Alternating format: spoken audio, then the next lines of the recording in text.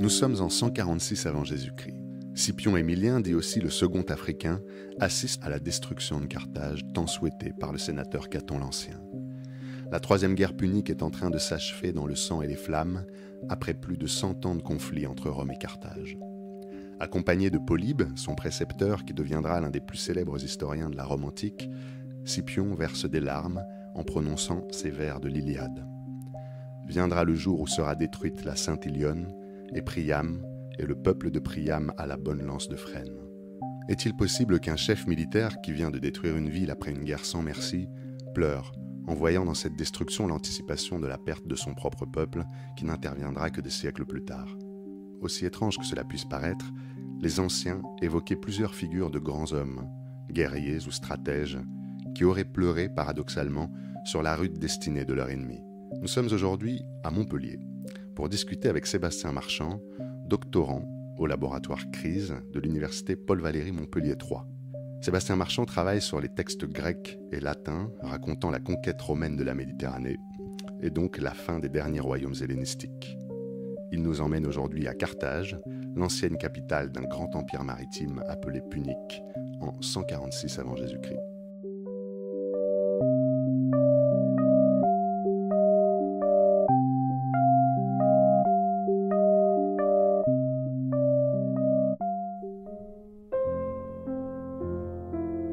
Les humanités dans le texte, un podcast de l'École normale supérieure et de l'Université Paris Sciences et Lettres.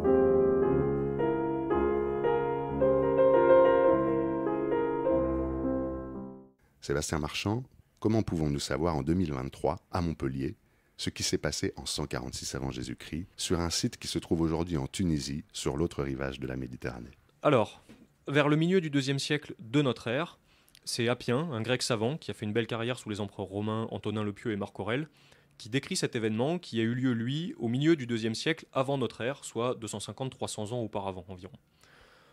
On est alors à l'apogée de l'Empire romain. Appien se penche sur ses débuts, la destruction de Carthage, donc la cité grande ennemie de Rome, pour entrevoir ce qui semblait impossible à beaucoup de ses contemporains, c'est-à-dire la chute même de Rome. Cette chute, elle aurait été préfigurée par les larmes d'un des bâtisseurs de l'Empire romain, le chef militaire et homme politique Scipion Émilien. Et que sait-on de cet homme?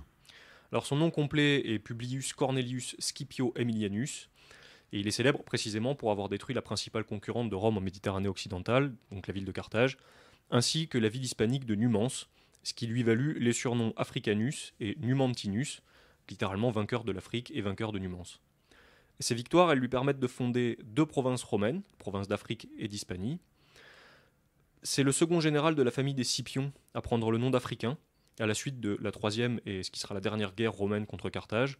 Le premier Africain, le premier Scipion africain, était son grand-père adoptif, déjà lui-même vainqueur de Carthage dans la seconde guerre qui opposa la ville aux Romains. Appien met donc en scène Scipion Émilien et l'historien Polybe, qui est aussi le professeur de Scipion, devant la ruine de Carthage. Les Romains avaient mené 3 guerres totales entre guillemets contre cette cité, et sa destruction, même si elle représente évidemment un soulagement par la disparition d'une menace considérable pour la sécurité de Rome, elle est aussi empreinte d'une forme de mélancolie, comme un symbole du caractère éphémère de tout grand empire. Alors, si ce podcast s'appelle « Les humanités dans le texte », c'est parce que nous considérons qu'il est précieux de se plonger dans les textes du passé, et en particulier ceux de l'Antiquité, pour comprendre cette société lointaine. C'est difficile à faire, ça implique de passer par le grec ancien, le latin, mais moyennant l'intercession de chercheurs, on peut y arriver.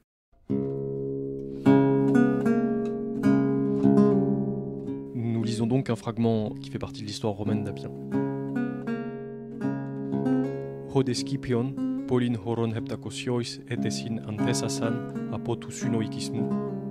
Scipion portait son regard sur une cité ayant fleuri 700 ans depuis sa fondation. Tote ardente lotosan espanoletrian escaten. Une cité touchant alors d'un seul coup à sa fin par une destruction totale, au dernier degré. Legetai mendacrusai, kai phaneros genestai klaion hyperpolymion. On dit qu'alors, il pleura, en déplorant ouvertement le sort de ses ennemis. Epipolu denus epheautu genomenos te kai sunidon, hoti kai poleis, kai etne, kai arkas hapasas dei metabalein, hosper anthropus daimona.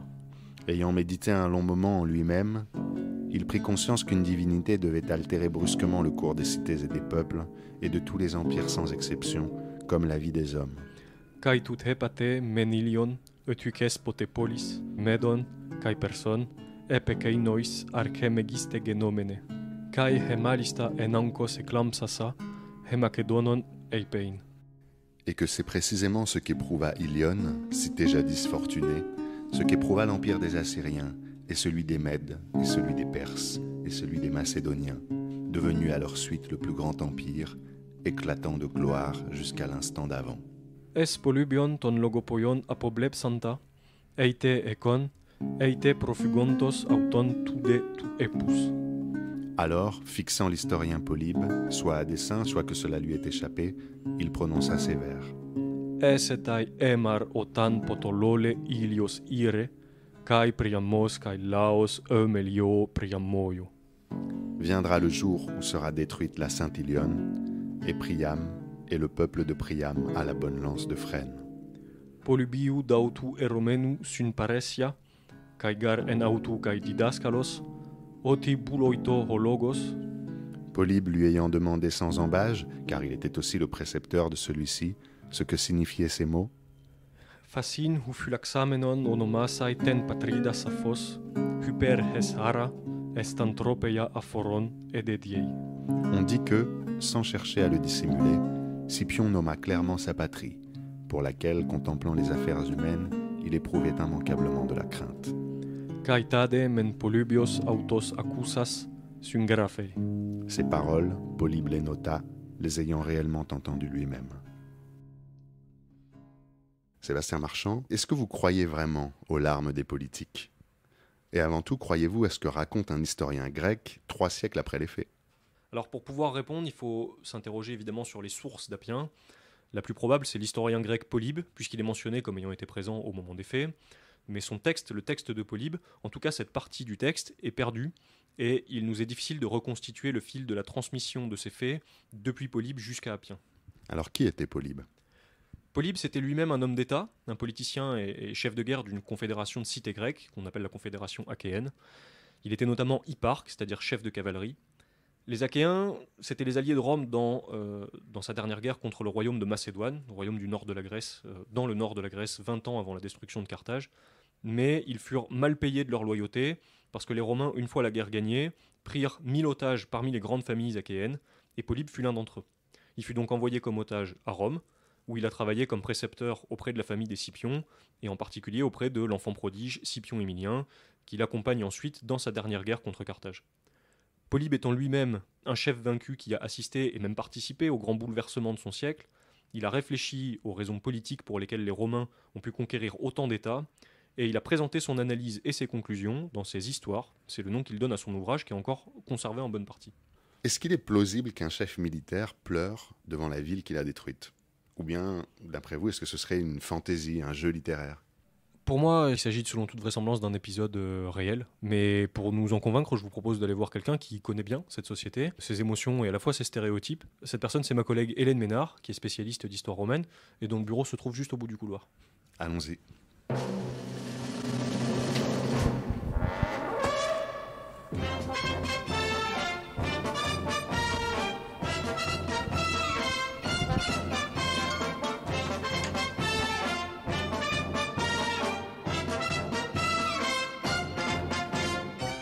On passe devant mon bureau. Profite pour saluer mes collègues.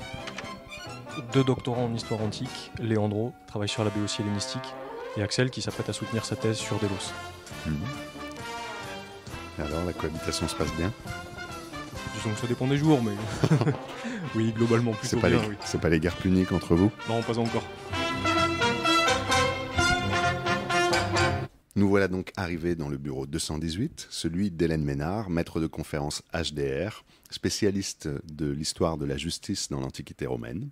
Et on va pouvoir lui demander de nous éclairer davantage sur le personnage qu'était Scipion Émilien et sur la signification de ses larmes. Pour répondre à cette question, Scipion Émilien cristallise dans sa personne les qualités de l'aristocratie romaine philhellène, c'est-à-dire ces Romains qui, tout en ayant vaincu militairement les Grecs, admirent leur culture. Scipion unit déjà deux des plus grandes familles romaines, celle de son père biologique, Paul-Émile, vainqueur du roi de Macédoine Persée à Pydna en 168, et celle de Scipion l'Africain, mais il est aussi le cousin de deux personnages célèbres pour leur tentative de réforme sociale à Rome, les frères grecs. Lorsque la guerre contre Carthage lui est confiée par le Sénat romain, c'est un homme d'âge mûr et il a déjà fait ses preuves. À 17 ans, il a participé, sous le commandement de son père Paul-Émile, à la victoire des Romains contre le royaume de Macédoine, donc à Pydna. Il est de fait considéré comme le meilleur général de son époque. En même temps, il a reçu une éducation très soignée. Il anime ce que l'on nomma à l'époque contemporaine le cercle de Scipion, creusé de cette culture hellénique à Rome, dont Polybe a fait partie.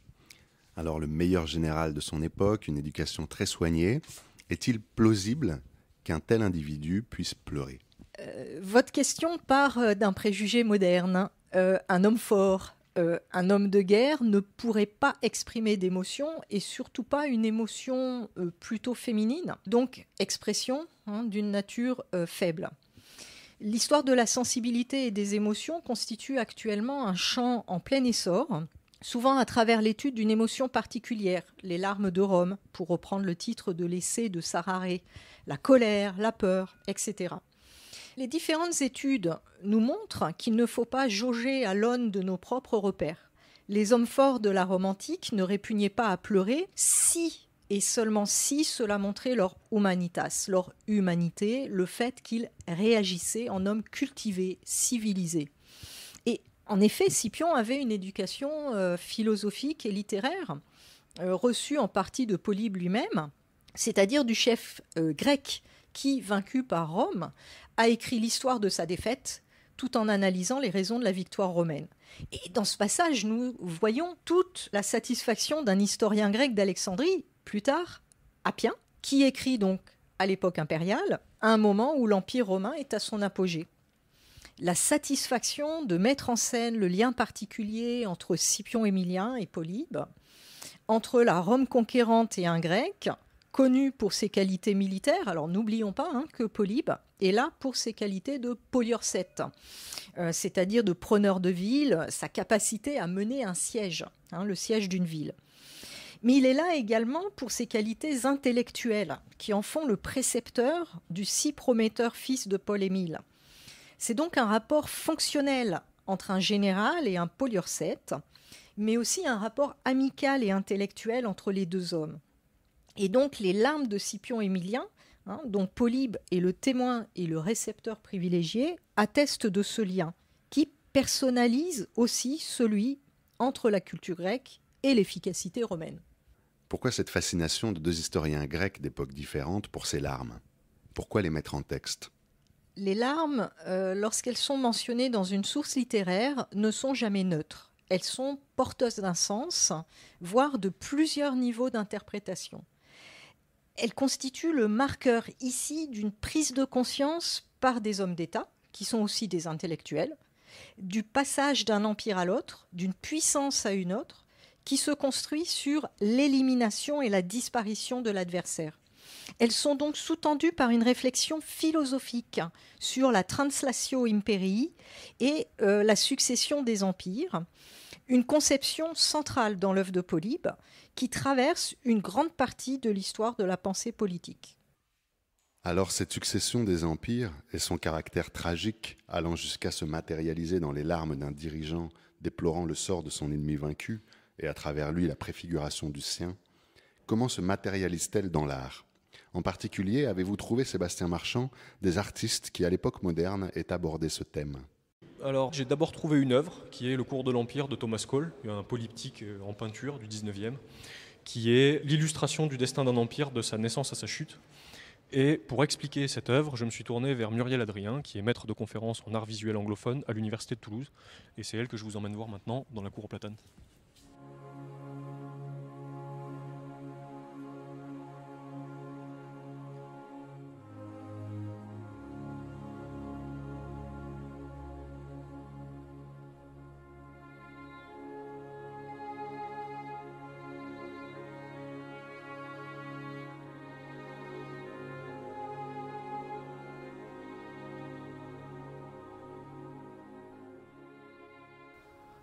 On est donc dans la cour du jardin d'hiver de l'université Paul Valéry Montpellier 3 avec Muriel Adrien, avec Sébastien Marchand à mes côtés. Donc je ne vais pas rentrer dans une description détaillée de ces tableaux.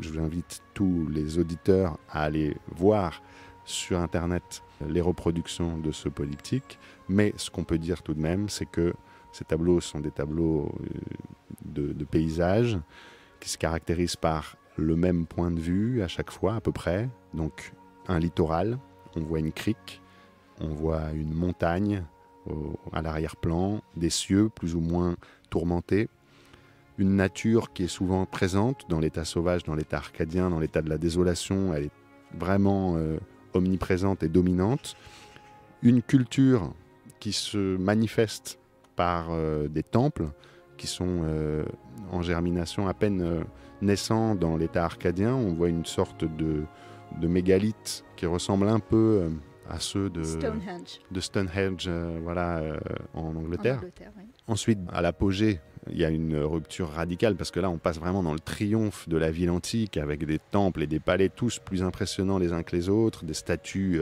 monumentales, certaines d'entre elles sont dorées, des foules autour, en procession. Enfin, c'est un tableau qui a un caractère vraiment monumental.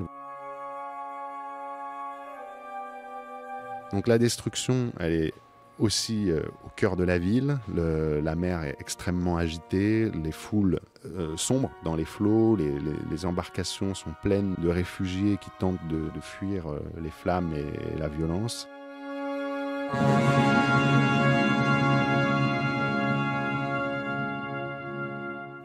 Et enfin, la désolation, c'est ce qu'il reste de tout ça. On imagine quelques siècles après, eh bien, on voit cette végétation qui était là dans l'état sauvage et qui a repris le dessus. On voit le lierre qui grandit sur une colonne seule, sans toit, sans tout ce qui entourait ces bâtiments, parce qu'il n'y a plus de bâtiments, il n'y a plus que des colonnes qui tiennent toutes seules. Voilà. Et l'eau qui est là toujours, et cette fois qui est redevenue calme. Et plus de présence humaine, bien sûr.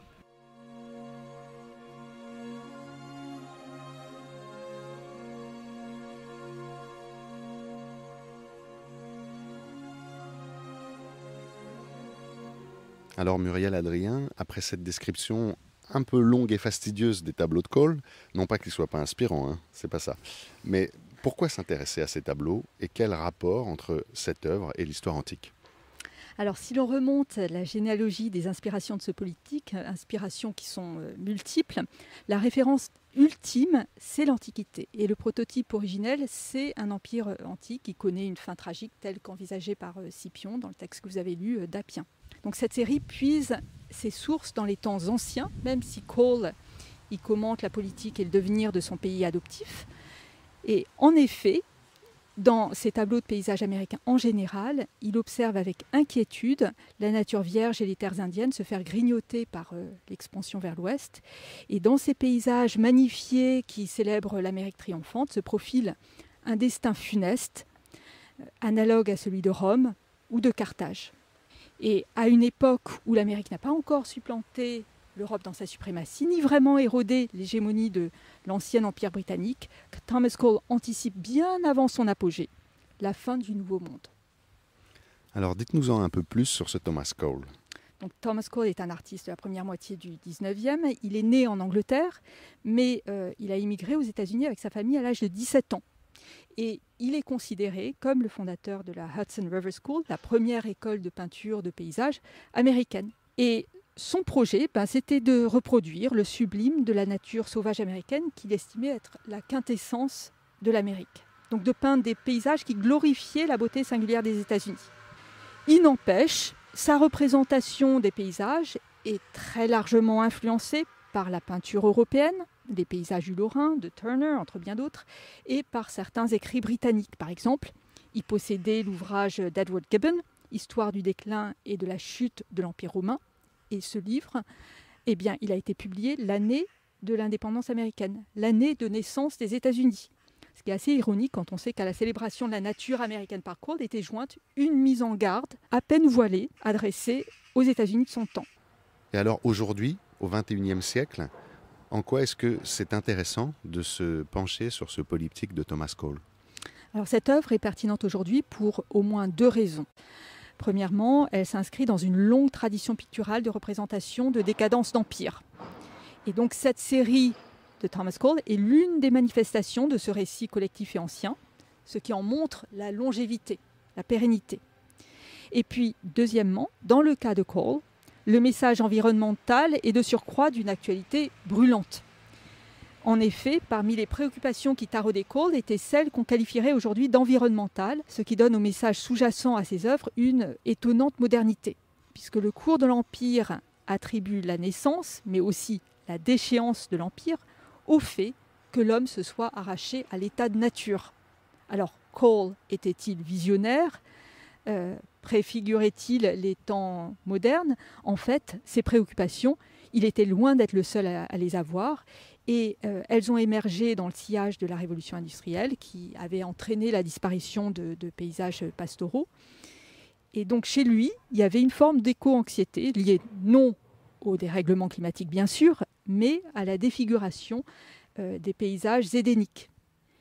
Et puis on peut signaler également que chez Cole, il y avait une analogie entre l'ascension et le déclin des empires, des communautés politiques, et donc d'un côté, et de l'autre côté, la croissance biologique et le déclin organique des corps vivants.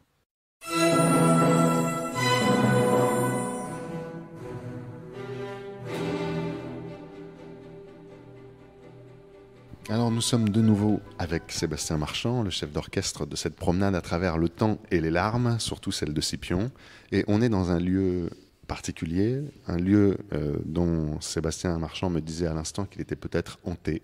En tout cas, c'est ce que pense un agent de sécurité qui a le privilège et le devoir d'être ici la nuit.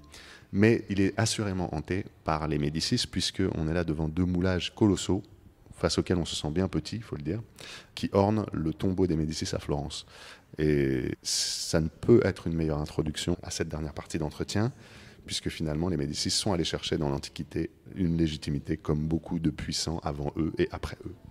Mais vous, Sébastien Marchand, c'est peut-être pas pour votre légitimité que vous êtes allé vous intéresser à l'histoire de l'Antiquité et de ce texte. Oui, absolument. Alors ce texte, il m'a marqué d'abord, même pas en tant qu'historien, mais presque en tant qu'individu. Je l'ai découvert pendant le premier confinement, donc en avril 2020, et je lisais alors Polybe dans le cadre de ma thèse de doctorat, qui porte sur la fin du grand empire hellénistique de Macédoine, la patrie d'Alexandre le Grand, donc ça résonnait déjà avec mon travail. Mais j'ai trouvé en plus qu'il résonnait avec l'actualité de l'époque, où on était dans une ambiance étrange de fin du monde. Et c'est un texte qui doit résonner chez beaucoup de gens, je pense, pour une raison ou pour une autre, parce qu'il m'a semblé incarner un sentiment universel. Scipion lui-même évoque des empires qui sont disparus 1000 ans avant sa naissance. Ce sentiment-là, il se retrouve même après, par exemple, chez Paul Valéry, après la Première Guerre mondiale. Son long article intitulé « La crise de l'esprit », qui est apparu dans la Nouvelle Revue française en juin 1919, il commence d'une façon extraordinaire. Je vais vous en lire un passage un peu long. « Nous autres civilisations, nous savons maintenant que nous sommes mortels. Nous avions entendu parler de mondes disparus tout entiers, d'empires coulés à pic avec tous leurs hommes et tous leurs engins, descendus au fond inexplorable des siècles avec leurs dieux et leurs lois, leurs académies et leurs sciences pures et appliquées, avec leurs grammaires, leurs dictionnaires, leurs classiques, leurs romantiques et leurs symbolistes, leurs critiques et les critiques de leurs critiques. Nous savons bien que toute la terre apparente est faite de cendres, que la cendre signifie quelque chose. Nous apercevions à travers l'épaisseur de l'histoire les fantômes d'immenses navires qui furent chargés de richesses et d'esprit. Nous ne pouvions pas les compter. Mais ces naufrages, après tout, n'étaient pas notre affaire. Élam, Ninive, Babylone étaient de beaux noms vagues, et la ruine totale de ces mondes avait aussi peu de signification pour nous que leur existence même. Mais France, Angleterre, Russie, ce seraient aussi de beaux noms. Lusitania aussi est un beau nom. Et nous voyons maintenant que l'abîme de l'histoire est assez grand pour tout le monde. Nous sentons qu'une civilisation a la même fragilité qu'une vie. Les circonstances qui enverraient les œuvres de Keats et celles de Baudelaire rejoindre les œuvres de Ménandre ne sont plus du tout inconcevables. Elles sont dans les journaux. Merci Sébastien Marchand, ce sera le mot de la fin. Merci beaucoup, merci à vous.